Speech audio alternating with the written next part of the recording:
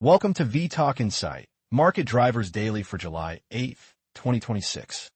Iran tensions are back on center stage, pushing oil higher, unsettling bond markets, and putting the AI-led equity story under fresh scrutiny.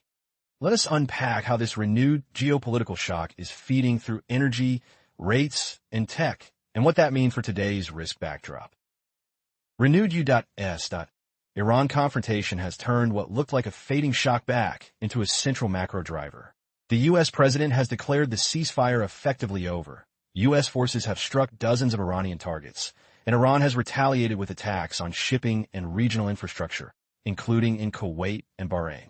Shipping through the Strait of Hormuz remains well below pre-conflict levels, and the risk that a choke point handling close to one-fifth of global crude flows is disrupted has pushed Brent up by roughly $5 to $7 toward the high 70s, with WTI approaching 75. Energy markets are reacting not just in crude, but across the whole complex. European gas futures have jumped around 6%, and risk premia are rising as Hormuz traffic stays precarious and LNG movements are temporarily halted by security concerns. At the same time, refined products such as gasoline, diesel, and jet fuel remain tight, with low inventories and damaged refinery capacity creating more supply risk for products than for crude itself. This creates a two-speed market where overall crude supply is still being supported by rerouted Gulf flows, now back to about 70% of normal, but end-user fuel prices face sustained upward pressure. The inflation channel is now firmly in focus.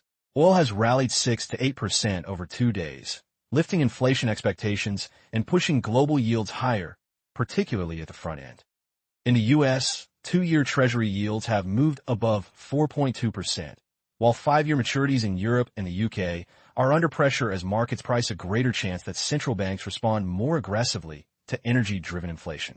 European central bankers are signaling a more hawkish tilt if crude stays elevated, while the dollar benefits from flight to safety flows even as the IMF still judges global growth to be broadly resilient. On equities, the energy shock is driving sharp sector and regional divergence. Energy stocks are outperforming as oil trades near $80 and European gas spikes, while fuel-intensive sectors such as airlines, cruise lines, and parts of travel and leisure see margins squeezed and share prices fall. European benchmarks face a double hit from higher imported energy costs and domestic politics, with French government bond yields more volatile and European equity futures under pressure.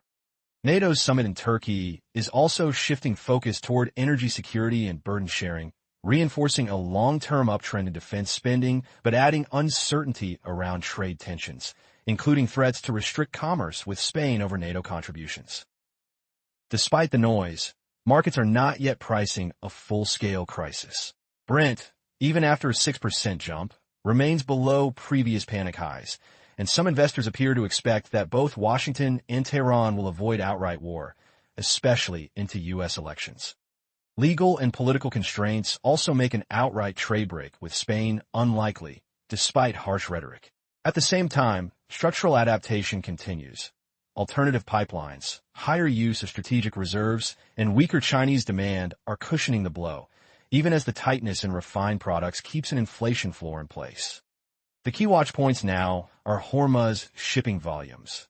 Any move of Brent sustainably above the $80 to $88 range, and how quickly NATO delivers on maritime security commitments. The AI theme remains central to equity leadership, but today is a source of fragility as much as strength.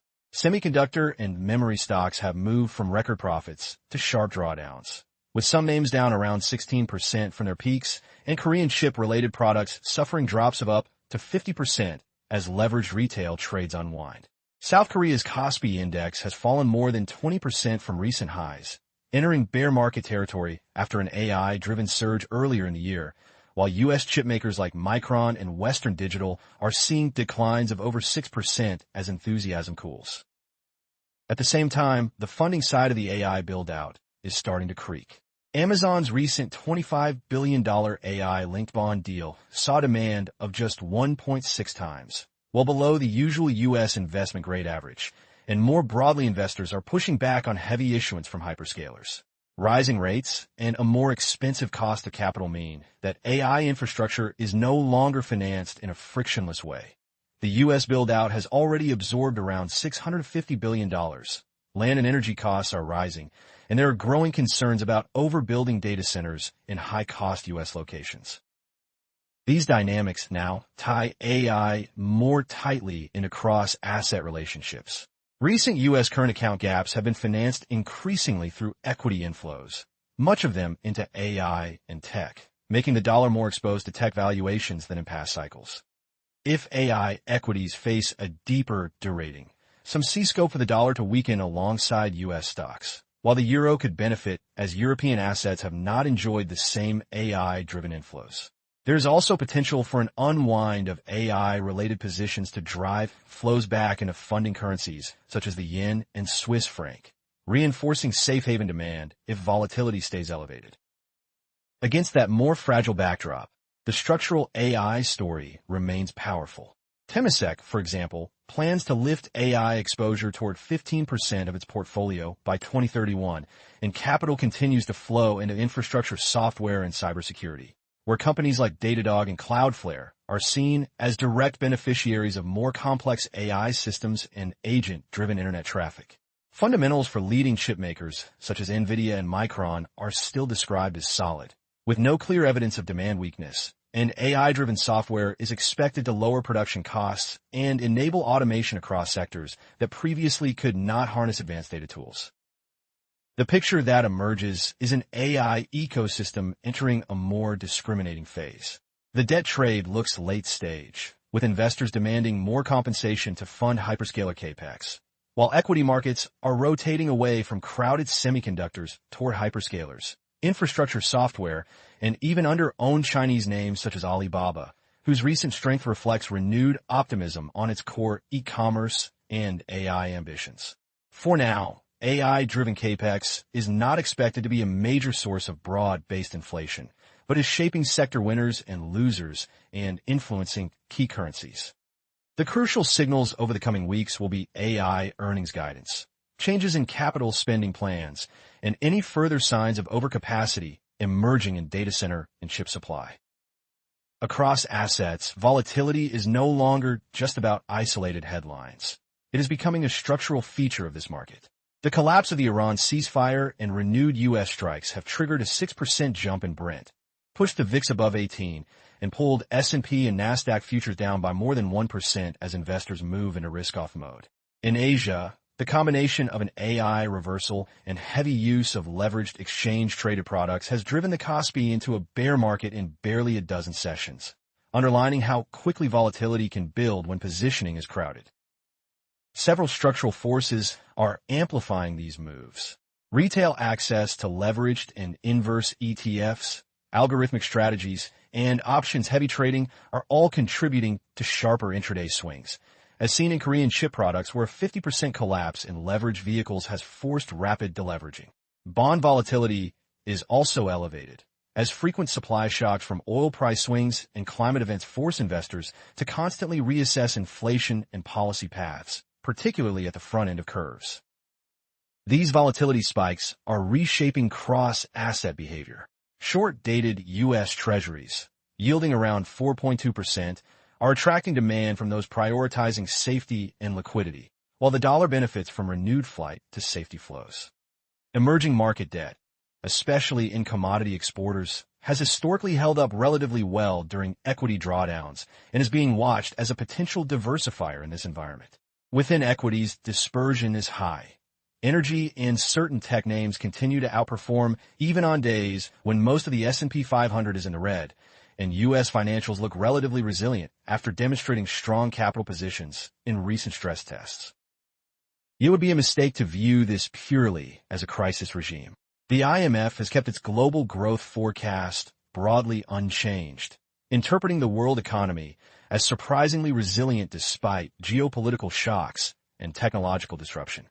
Even with higher oil and geopolitical noise, equity pullbacks have so far been measured, with some indices, like the NASDAQ 100, recovering much of their losses after initial sell-offs. Both Washington and Tehran also appear intent on avoiding full-scale war, which, if correct, may help cap the depth of risk-off episodes even if day-to-day volatility remains elevated. The challenge for portfolios is that volatility is becoming more frequent and harder to time. Less predictable central bank guidance, including a potential shift away from strong forward signals by the Fed, raises the risk that upcoming minutes or press conferences spark outsized market reactions.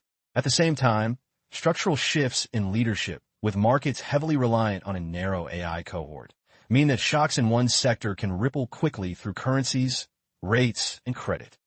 Watching realized versus implied volatility, cross-asset correlations, and the behavior of leveraged vehicles will be critical for gauging whether we are moving into a more persistent high-volatility regime. To sum up, renewed Iran tensions are rebuilding an energy risk premium, lifting inflation expectations, and nudging front-end yields higher, just as the AI trade, which has underpinned equity resilience and dollar strength, shows more signs of valuation and funding strain. At the same time, volatility is becoming more structural, powered by geopolitics, leverage positioning, and less predictable central banks, reinforcing the need to understand how shocks transmit across energy, tech, rates, and FX. This video is for information only and is not investment advice. If you found this video useful, please like and subscribe to @vTalkInsight. Alternatively, visit vTalkInsight.com to chat with our specialized AI market assistant and access the latest interactive market insights.